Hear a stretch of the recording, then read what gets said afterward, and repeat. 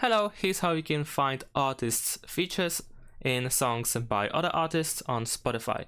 So first of all, you have to go to the profile of the artist, and then what you want to do is scroll down until you find Appears On section, where you will see albums where you can find your artist in albums made by other artists. So for instance, you can click on Appears On or Show All text over here in order to see the full list.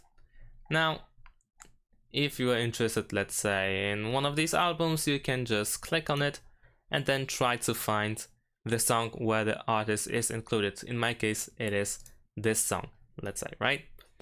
And if you're wondering if it is possible to just find the songs, not the whole albums, so if you want to find only songs without having to go through these albums, then unfortunately it is not possible. If you want to find the specific song from the specific album, you have to go through that album in a way like I just have shown. And that's it. Thanks for watching. Leave a like and subscribe to my channel, and see you in my next videos. Bye.